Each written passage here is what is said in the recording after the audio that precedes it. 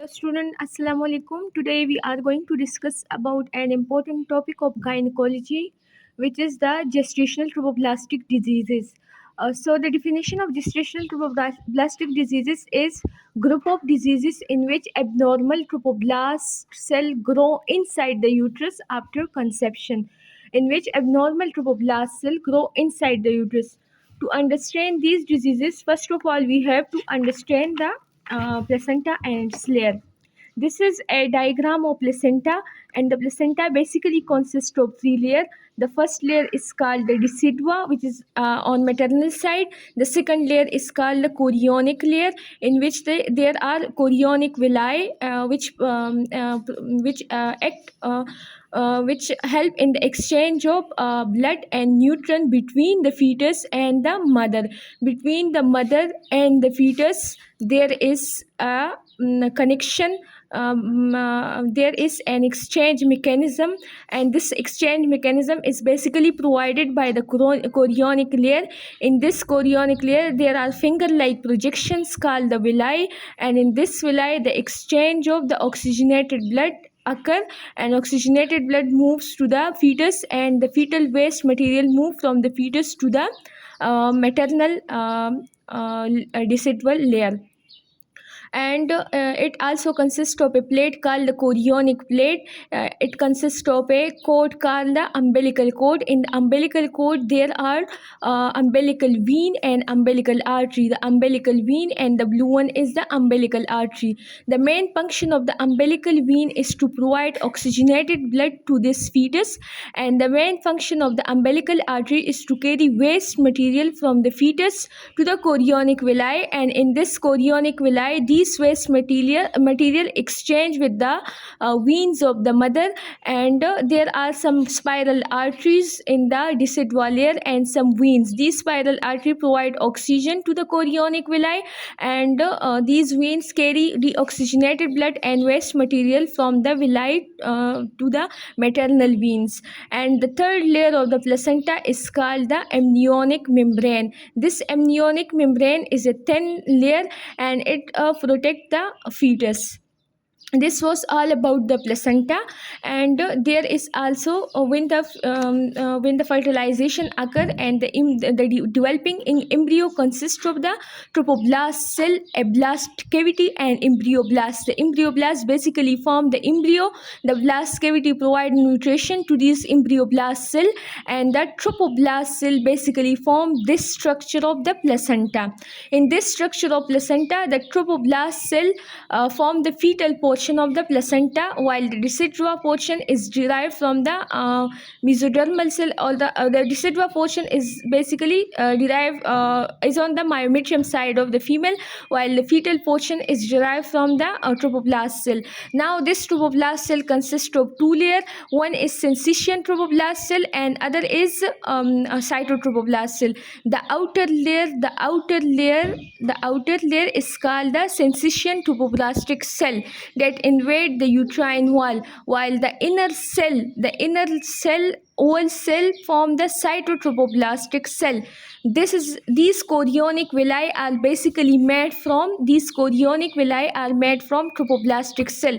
This fetal portion, which is the chorionic layer, is formed by the trophoblastic cell, in which the outer layer of the chorionic villi is formed by a layer called the syncytial trophoblast, and in the chorionic layer there is a second layer of oval cell, which is formed by the cytotrophoblast, and in between these cell, arteries developed and veins developed. So this thing is basically formed by the trophoblastic cell, and we know that the trophoblastic cell has two further type. One is syncytial trophoblastic cell, and other is cytotrophoblastic cell. The syncytium is outer layer, and the cyto is inner layer, and in between there are veins and arteries. So in the gestational trophoblastic diseases, what occur?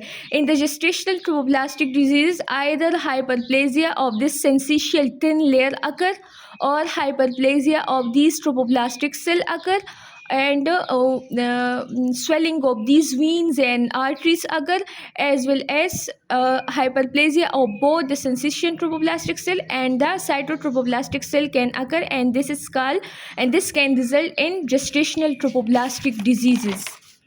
Now, according to WHO classification, there are two main classes in the gestational trophoblastic diseases: the pre-malignant diseases and the malignant diseases.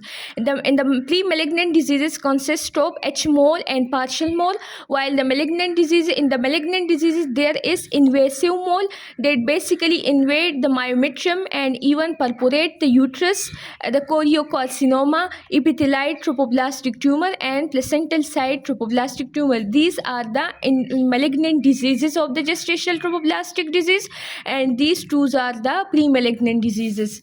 Now today we will discuss about the pre-malignant diseases.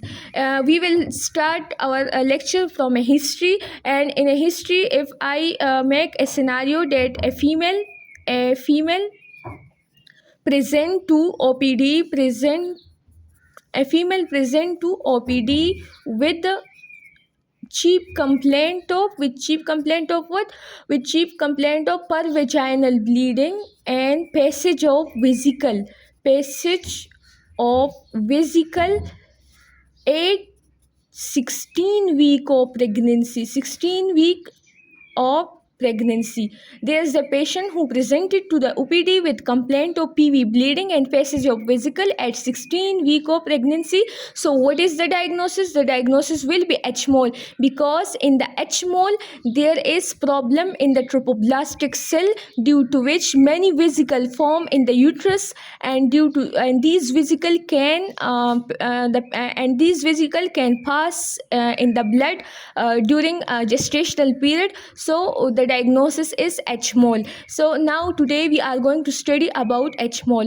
What is H mole? H mole is gestational trophoblastic disease that develop inside the uterus, and it involves the unusual growth of trophoblastic cell, result in non-viable pregnancy and grape-like appearance. In this disease, there are basically abnormal trophoblastic cell development in the uterus, and there is a non-viable pregnancy.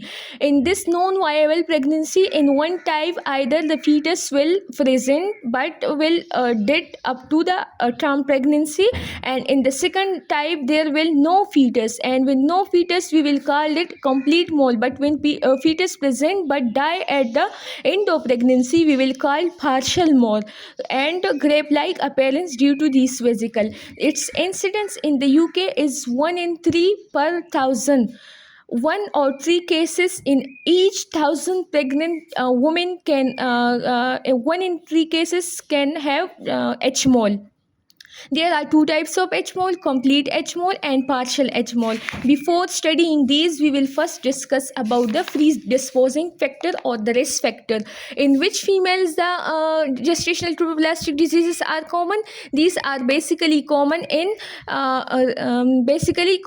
Japanese women and Asian women living in the UK, as well as they are rare in Caucasian. In Caucasian they are rare, but in Asians and Japanese they are common. If the age is less than 15 and more than 40, then these diseases can occur.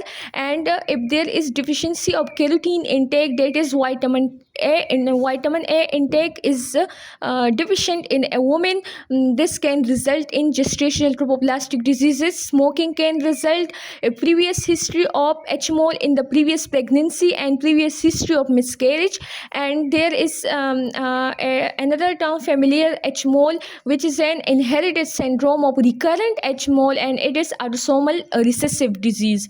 So these are the predisposing or the risk factor of the H mole. Now coming towards the pathogenesis, and as we know that there are two types of the H mole, the complete H mole and the partial H mole. We will discuss the pathogenesis of each of them in detail. So what is complete H mole? In complete H mole, basically abnormal pregnancy consists of placental placental tissue only, and there is no embryo in it.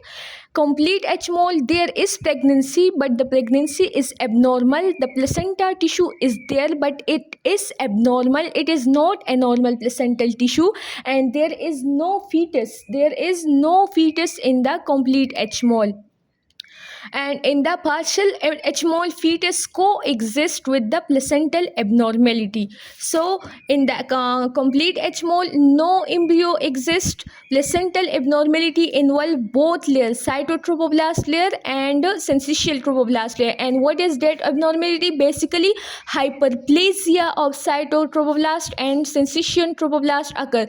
That is, the cell number of the cytotrophoblast increase uncontrollably, and this uncontrollable growth of cells of cytotrophoblast and syncytial trophoblast result in an placental abnormality, and there will be no fetus present in the complete mole, but there will be embryo present in the partial mole. And in the partial mole, only one layer is involved, that is the syncytial trophoblast is involved, and the cytotrophoblast is not involved. There is hyperplasia of only the outer layer, which is the syncytial trophoblastic layer, which we have already discussed in a diagram. There is hyperplasia of only this thin layer in the partial H mole, while the inner layer remain okay in the partial H mole. These are 2 points. Now there are placental villi. The placental villi basically get swollen, and when they swollen, they are called cistern. They result in cistern formation, and they are avascular. In partial H mole, there is also a swelling of the placental villi, but they maintain their vascularity. Till the fetus alive. The fetus is usually alive for some time, and then at the term the fetal death occur. So up to that time, the villi maintain their vascularity and maintain the fetus, but before term the fetus usually get lost. There is basically what happened in the pathology. In the complete mole, there is hyperplasia of this syncytial trophoblastic layer. This layer get hyperplasia, and there is hyperplasia of the cytotrophoblastic cell, as well as there is swelling of these veins and arteries, and this swelling result in a special pathology which is known as cistern formation.